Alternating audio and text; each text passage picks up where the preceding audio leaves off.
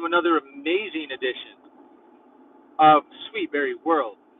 On today's episode, I'm going to talk all about the big day.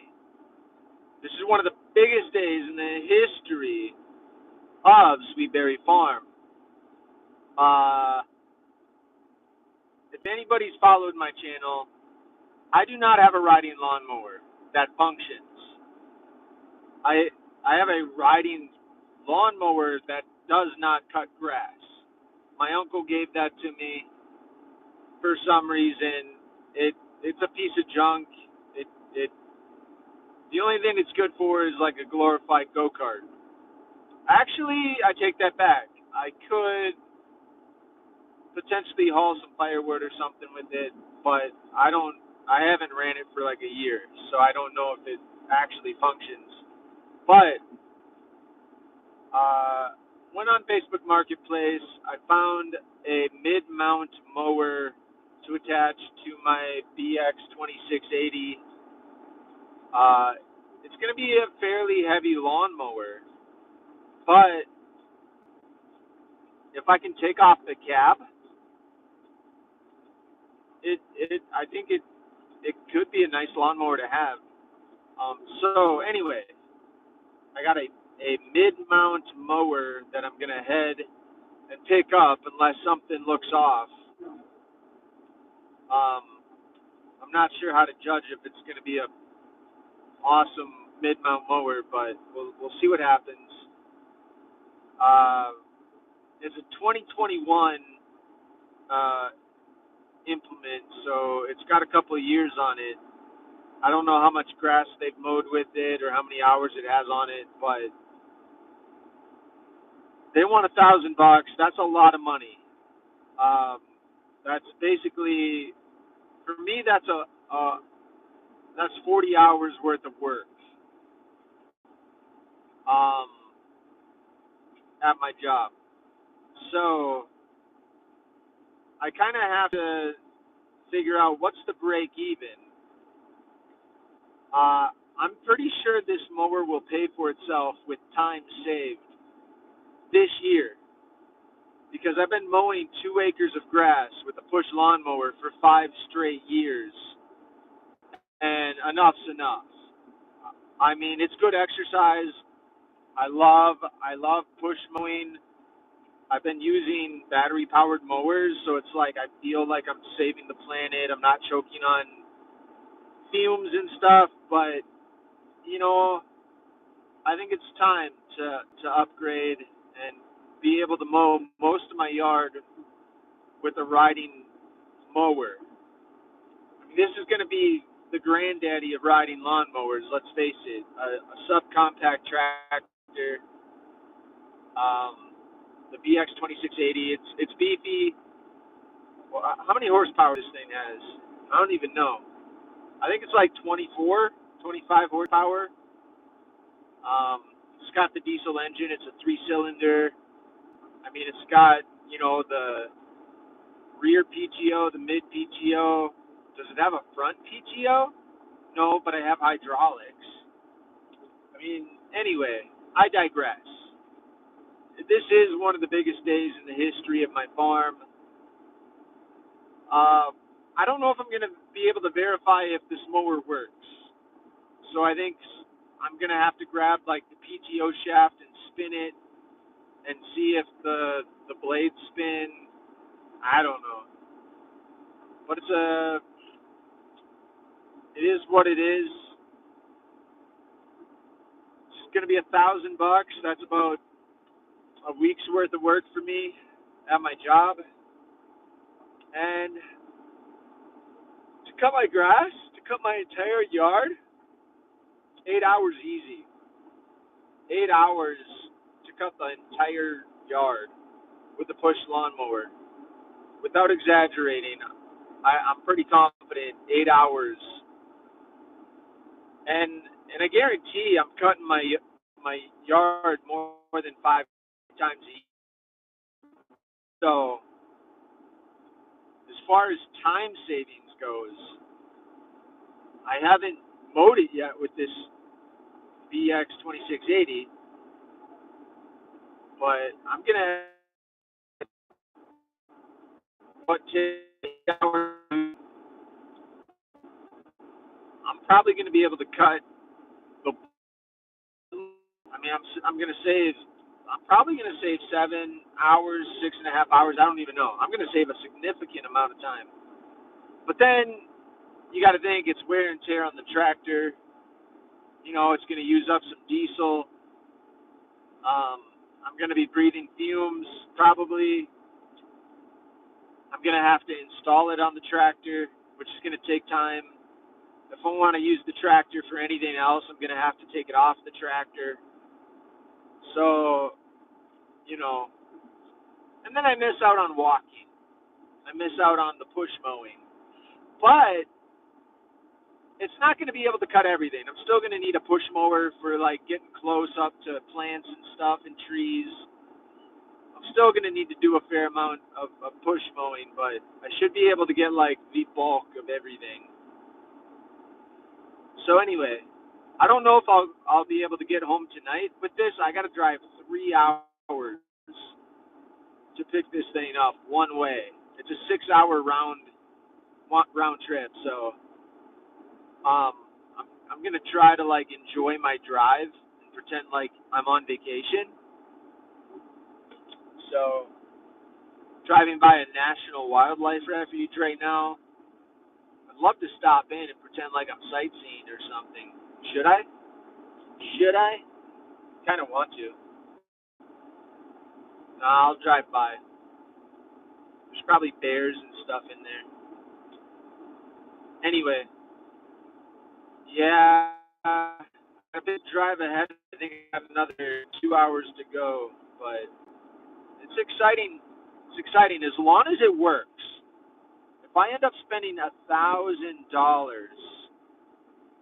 hi, who's saying hi to me? What's the name?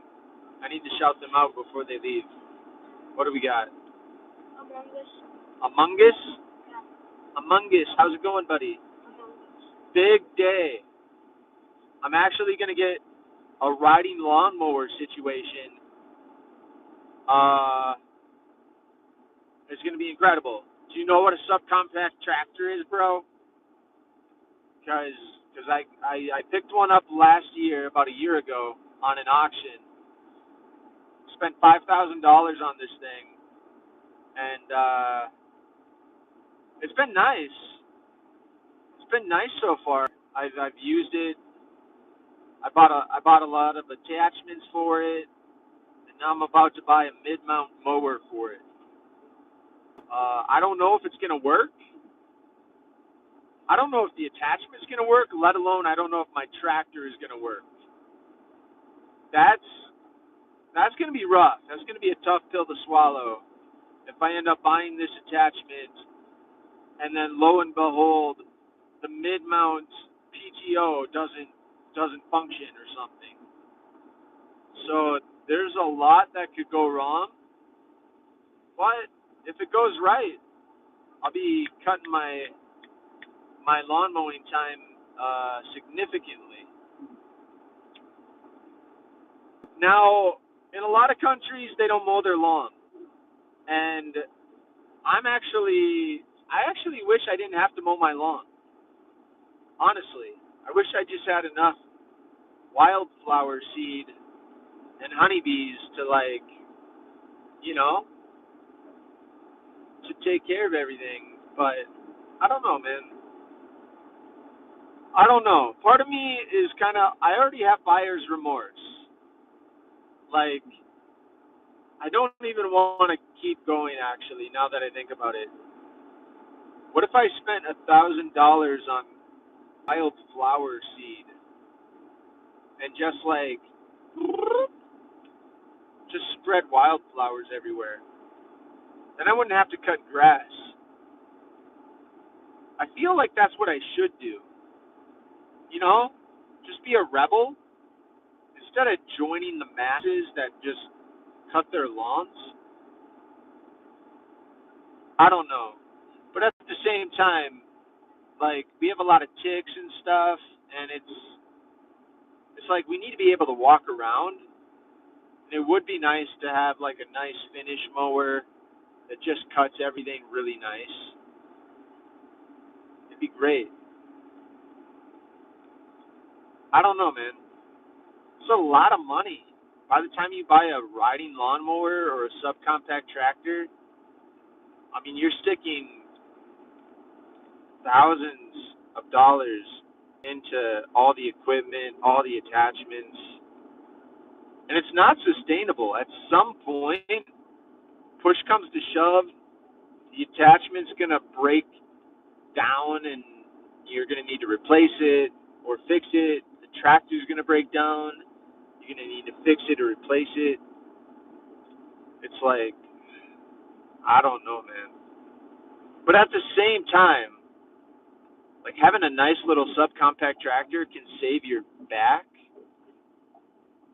And it's like, okay, how much does a back surgery cost? Hypothetically, if you didn't have amazing insurance, getting back surgery or knee surgery or whatever, I mean, those are very expensive. So if you can like get the tools necessary to like lift heavy loads and stuff, like that's good. So like I don't know, man. I don't know. It's it's it's tough. But okay, so let's say I just went straight to a Kubota dealer and I wanted to buy a brand new mid-mount mower. They're probably gonna charge me $3,500 for it. I don't even know. It's gonna be stupid expensive, you know. But at least you're getting a brand new thing, right? Okay, so but you figure if I pick up this used one, I get it for $1,000. I'm saving untold amounts of money. I'm I'm I'm paying like 20 to 30% of the price of a brand new one.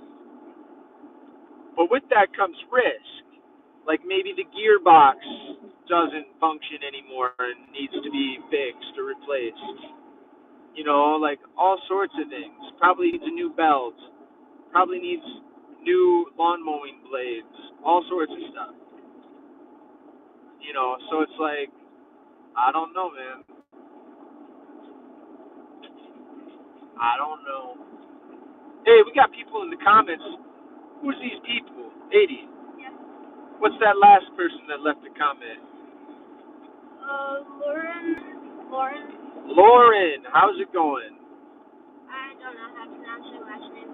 Me neither. Her name is Lauren. We don't know if it's a man or a woman, but it doesn't matter here. You're a human being. Welcome to Sweet Berry World. You're welcome. Lauren's a girl. Are you sure? Yeah, it's a girl name. But what about Ralph Lauren? That's a boy. I don't know. Anyway, all right. We're on the open road. We have at least 200 more miles to go, at least, minimum. We probably have like 240 miles of driving left. It's going to be a long day. But take a look at this, guys. We got the Denver Nuggets, and we got the Oklahoma City Thunder. They're going at it in about 2 hours, so that's going to be exciting. I got to see who the Timberwolves are playing. Sure, the NBA's rigged. I mean, if you're following the National Basketball Association, you know that the Dallas Mavericks should not have gotten the number one pick. Something fishy's going on that doesn't. It was in the back of my mind. I was like, yeah, they're probably going to get the number one pick because I was watching the draft lottery live, and they mentioned Dallas during it, and it seemed kind of the announcer on the TV was like, the Dallas Mavericks only have a 0.8% chance to win the number one pick, and they're in the top 10 now.